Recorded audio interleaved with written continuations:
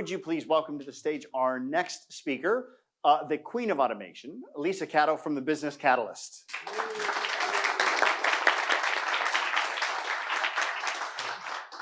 Good afternoon, everyone. I want to talk to you today about the underpinning strategy for the whole of my business, like forever, not just for now.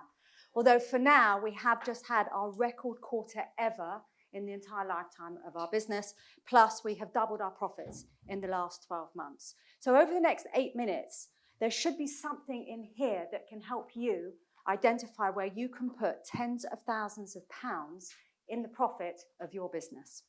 So I'm going to take you back in time a little bit now. I'm going to take you back to about 10 years ago. I've just got back from living in France. I've been away for 7 years. We had a very good business exit. We managed to semi-retire, bring up our young children in France, but now I'm coming back to England after 7 years, and I'm getting divorced. So relationship-wise, there's kind of nothing there for me. I've come back after 7 years, and all my friends have moved on, so I kind of really don't know what my place is. And having been semi-retired, raising my kids, I haven't got a CV. I haven't got business. I don't know what I want to do. And I've kind of come back and I'm really feeling in limbo. One afternoon, I'm standing at the school gates and I get approached by this woman called Monique. And she invites me to a BNI meeting. There's no point for a big sigh in the room.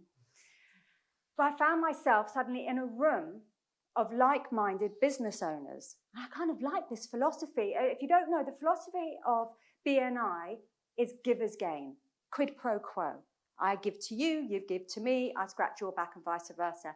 And it really worked. It really appealed to me. And as somebody who is naturally in service of others, naturally looking to help other people, sometimes to my detriment, this whole environment of that was the whole purpose, to help people, really, really appealed to me. It was about this time that I also became a Keep certified partner. Keep, previously known as Infusionsoft as it was back then. And I have now discovered the business that I wanted to do. And moreover, the people that I wanted to surround myself with, the Keep community, is unbelievably collaborative, and the Keep core values are amazing. It was around this time that I also discovered that there was this company that was the largest reseller of Infusionsoft in the UK. They were doing these live events. They were selling from the back of the room, and I would attend these live events. They were hosted by this guy, Nick James, and Dan Bradbury. And when I was in this room, I was learning. It was like a triple win. I was learning, I'm around people that I like, I'm masterminding, and moreover, I'm in a room full of potential clients. They were there to buy Infusionsoft. I'm an Infusionsoft partner. It was a real win-win. It was also as a result of one of those events that I developed a relationship with one of the brothers of the founders called Jeff Mask, who ultimately went on to do a mastermind in 2018, and this was the first mastermind I'd ever attended. It's like, if you want to be a better business owner, get in a better room, get around better business people. And so I really upgraded my life as I became a delegate of that mastermind, of which Dan Bradbury was also there. So when Jeff didn't renew that after a year, and I needed somewhere to go, I upgraded again, and I became a member of this group here. So that was kind of looking at historically about where my legacy story kind of came from and how it worked. And this whole collaboration thing seemed to be something that came quite naturally to me. I kind of seemed to spot opportunities of things that fit together, a bit like the Matrix. And so that environment of networking actually won me an award here a couple of years ago.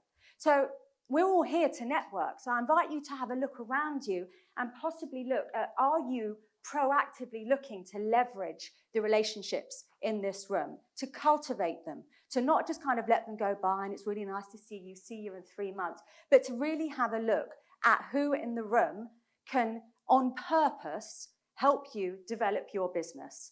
Are you just letting it happen organically? Or actually are you going after it? So what is this secret sauce of relationship building? Richard mentioned it. Duncan mentioned it. Relationships underpin everything in our lives, including personally. There's people that I've met in this group, for example, Jodie and Georgia, who are currently together in Greece at a yoga retreat. I don't know how that happened when they're meant to be here in the room for me, but there we go. If it wasn't for this group, I wouldn't have met them. And their support of me, as well as my boardroom here, of my self-limiting beliefs, of me getting out of my own way, of people calling bullshit on what I'm doing and how I'm doing it and helping me get out my own way has really impacted me of being a better business owner, surrounding myself with better people.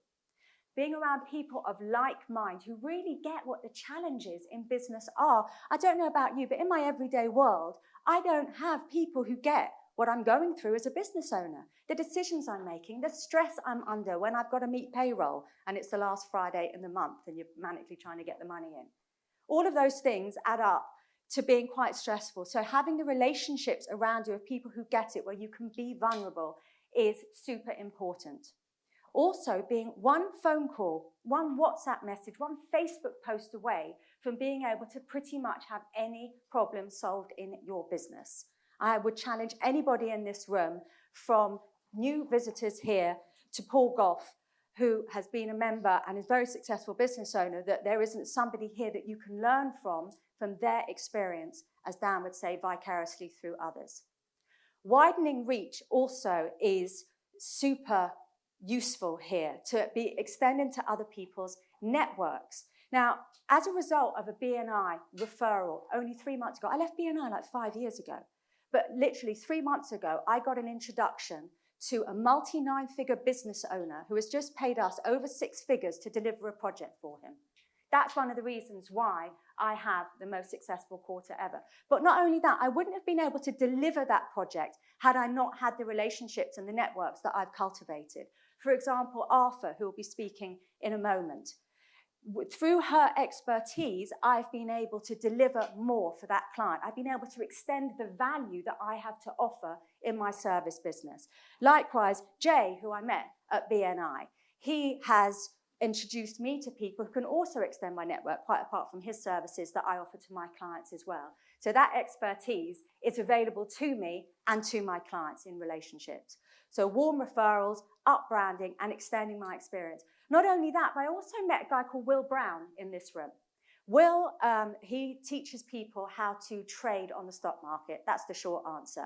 But he brings his clients to me for the design of the funnels that he has, and we build the funnels in our automation business. And in fact, Guerrilla Trading are in the room here today as a result of that relationship with Will Brown, which is great because fostering and cultivating my relationship with Dan Bradbury, there's this quid pro quo going on. Jay's in the room because of me. Guerrilla Trading in the room because of me, as our inquiry bot, who I shall come on to in a minute. So where should you be looking to find these relationships? Where are they? Well, your clients, they're great places to start. They're the people that are going to be your best ambassadors. I've got one client who is such a great ambassador. He has been responsible for tens of thousands of pounds in my business. Suppliers and service providers, like I mentioned with Arthur, power teams. Power teams is a BNI concept of people that have the same audience and customer base as you, but aren't in competition. So plumbers and electricians would be a trade team. SEO people and website people, same customers, different service. Networking and obviously your team and employees are absolutely vital, as Duncan said, to develop relationships with. So I took this strategy and these principles into a new niche. I needed to productize my business to get me out as the single point of failure. And I productized this by going into the dental market. And I needed to apply this relationship building there. Who are the influencers? Who are the people that I need to develop relationships with?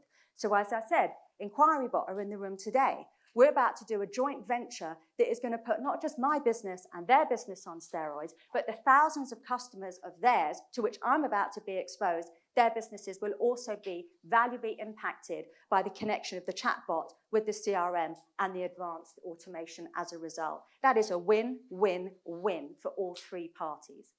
I'm also doing a webinar next week with another influencer in that space where she has drawn 70 people into my world, 70 dental practice owners that I would not ordinarily have had access to as a result. Now, what's super important, damn, I'm running out of time, is making sure that people are aligned with your values, because the caution is if they're not, it's going to cost you. It's going to cost you time and it's going to cost you money. As a result of not being aligned with your values, this cost me over £600,000 3 years ago. And it cost me, just by hiring the wrong employee, over £150,000 in lost opportunities and wages, plus to set my business back by about 2 years. So here are the identifiable steps that you can take in your business. Identify who are the potential partners. Make sure that they are aligned with you and that there is absolutely value, win, win, win for everybody. And where there is a joint venture, such as the one I'm doing with InquiryBot, make sure you've got the boundaries set. Make sure you know who is doing what and when and what the cost bases are. Ladies and gentlemen, thank you very much. Buzz.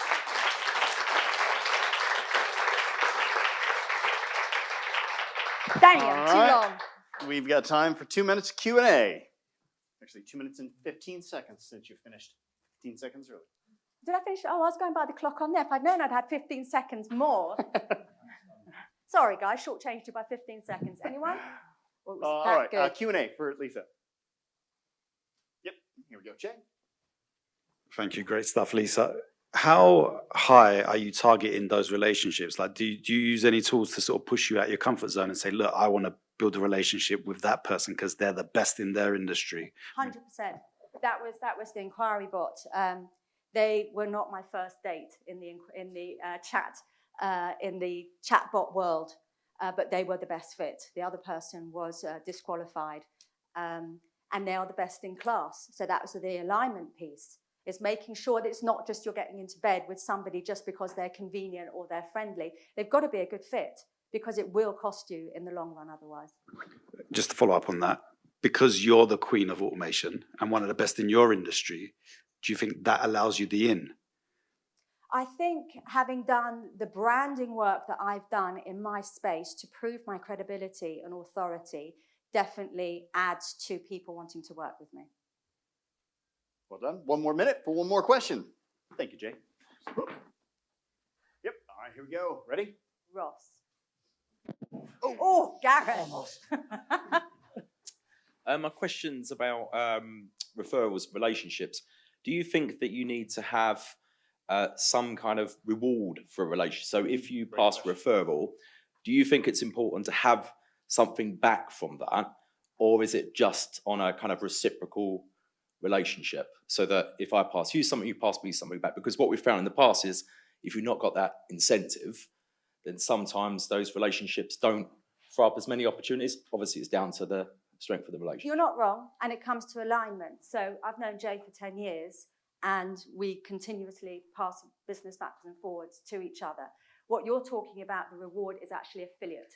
Is somebody, and I do that. We do rewards for people to incentivize them, and it really depends on the relationship and the quid pro quo of the value. If I was to enter into a relationship with you, but there's nothing really that there is to offer, then it could be just a financial reward for that. And yeah, so it works both ways. Well done. Give a big round of applause. Excellent. Good job. Well done.